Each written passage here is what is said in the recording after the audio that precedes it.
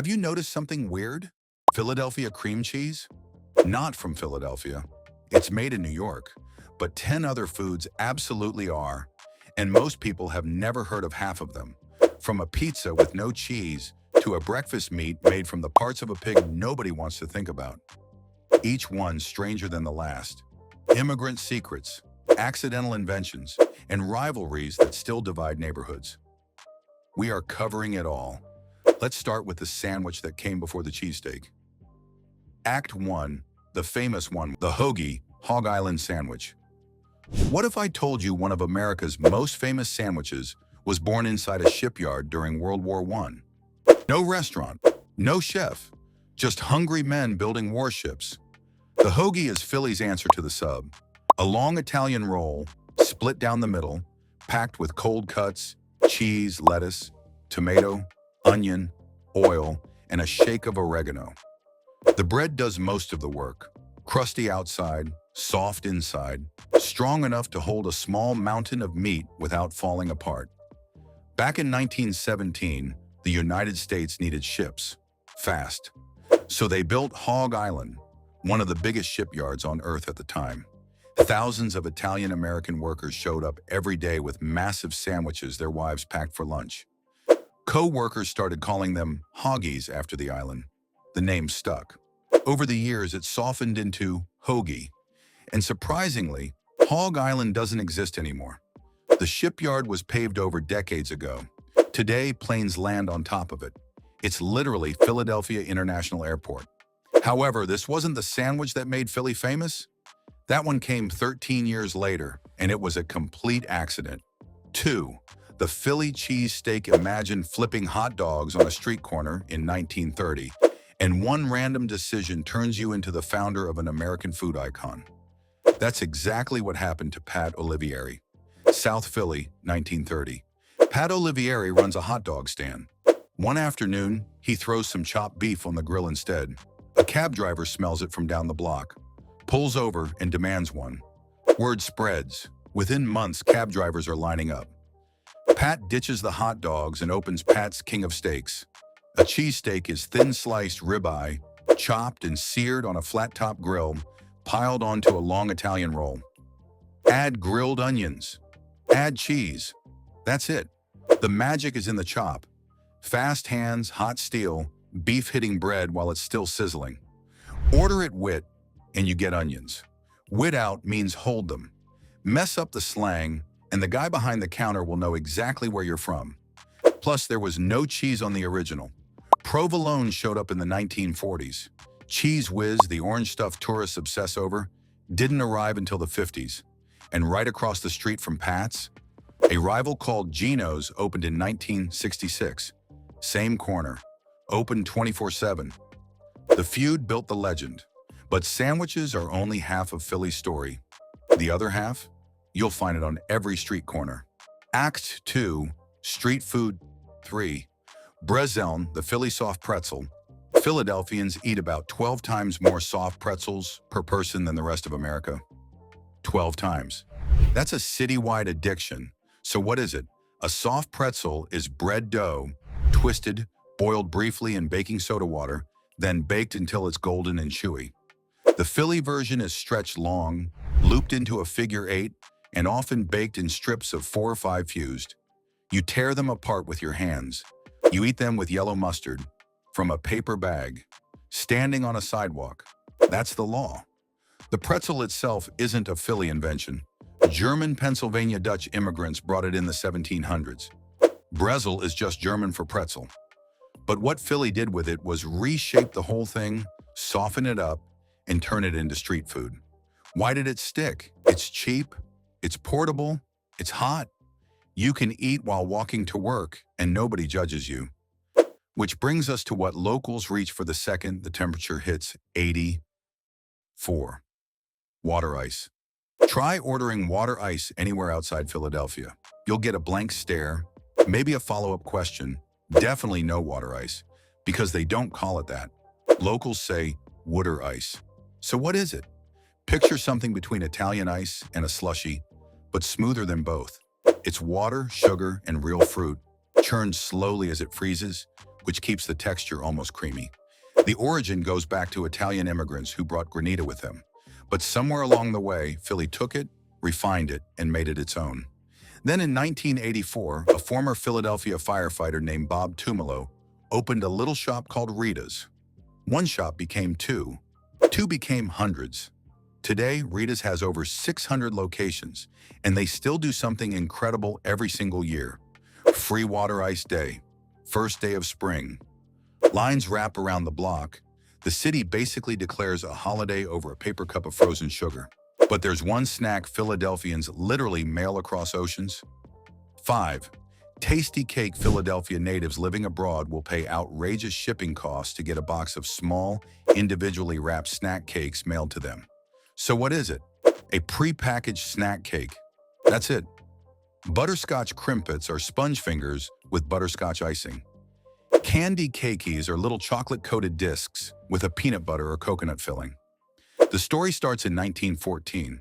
Philip Bauer was a baker. Herbert Morris was an egg salesman. They had a wild idea. What if cakes came pre-wrapped, fresh, delivered by truck? Remember, this is decades before supermarket snack aisles existed. Nobody was doing this. They were inventing the entire concept of grab-and-go baked goods. It worked. For nearly a century, tasty cake trucks crisscrossed Philly daily. 3 generations of Philadelphians grew up with one in their lunchbox.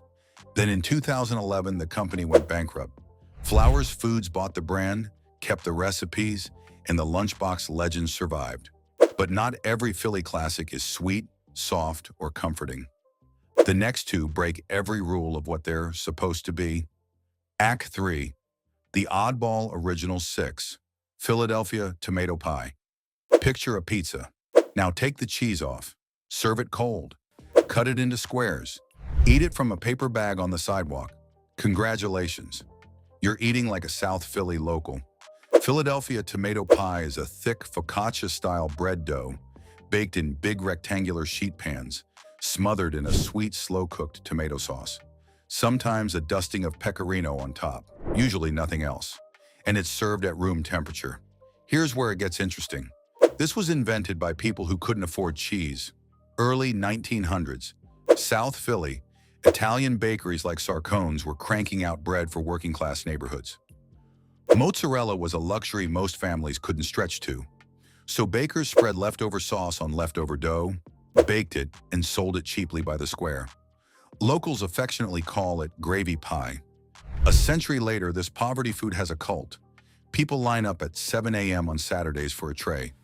But if you think a pizza with no cheese is weird, wait until you hear about the dessert that started a fight between 2 entire states. 7.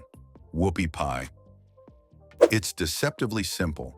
2 soft palm-sized chocolate cakes, almost brownie textured, sandwiched around a thick layer of vanilla cream filling.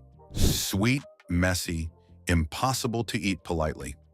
Originally made from leftover cake batter, which is the kind of detail that tells you everything about its origin. Amish women in the early 1900s were baking cakes. They had batter left over.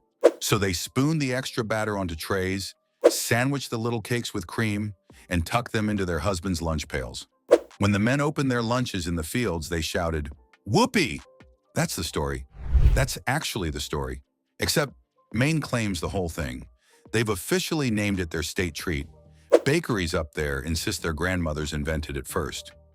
Pennsylvania responded by throwing an annual whoopie pie festival in Berwick, drawing thousands of people just to publicly disagree. 2 states, 1 dessert, decades of beef, over a snack named after a happy noise. But sweet rivalries are one thing. The next food on this list has been starting fights for over 150 years, and people still can't agree on what to call it. Act 4.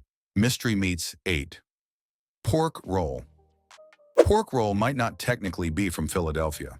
It was invented across the Delaware River in Trenton, New Jersey, by a guy named John Taylor in 1856. But try eating breakfast anywhere in the Philly region without it. You can't. It's in every diner, every deli, every greasy spoon counter from South Philly to the Jersey suburbs. So what is it? Take pork, cure it, smoke it, season it with a secret blend, and press it into a roll. Slice it thick. Throw it on a flat top. The edges curl up into little crispy cups. Slide it onto a Kaiser roll with egg and American cheese. Viola, that's it. But the state of New Jersey has been at civil war with itself for over a century over what to call this thing. North Jersey calls it Taylor ham. South Jersey and Philly call it pork roll. People have written op-eds but couldn't agree on the name. A grown-up argument over breakfast meat, but at least pork roll is made of pork. The next one, well, 9 scrapple. Scrapple is what happens when you butcher a pig and refuse to throw anything away. I mean, anything. The honest answer to what's in it? Pork scraps. The parts most people would rather not think about. Heart, liver, head meat, skin. All simmered down, mixed with cornmeal and buckwheat flour, seasoned with sage and pepper, poured into a loaf pan, and chilled overnight. The next morning you slice it, fry it crispy on both sides, and eat it with eggs. It sounds horrifying. It tastes incredible. That's the scrapple paradox. And it's old, genuinely old. This is the oldest food on our entire list. German immigrants, the Pennsylvania Dutch, brought it to Germantown, Philadelphia, in the 1600s. The original German name was Panhas, meaning pan rabbit, because it was poor people's meat that pretended to be something fancier. But if you think mystery meat from the 1600s is the strangest thing Philly invented, wait until you hear about the next one. Act 5, The Forgotten One 10. Black Cherry Wishniak. Here's a soda most Americans have never heard of, and most Philadelphians under 30 haven't tasted it either. But for almost 100 years, this was the drink of Philly. It's called Black Cherry Wishniak, pronounced Wiśnik. The name comes from the Polish word wiśnia, meaning sour cherry. It's a deep, dark cherry soda, less candy, more fruit. The kind of flavor that punches you in the back of the throat. It came over with Eastern European Jewish and Polish immigrants in the late 1800s. They brought cherry liqueurs, cherry syrups, cherry everything. Philadelphia's soda makers, Frank's became the most famous, turned it into a fizzy drink and put it in every corner deli, candy store, and lunch counter in the city. Then it just faded.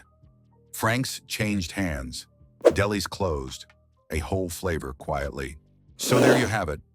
10 foods, 1 city, and a whole lot of immigrant grandmothers who never got the credit they deserved. Now I want to know, which one are you trying first? And which one are you absolutely not putting in your mouth?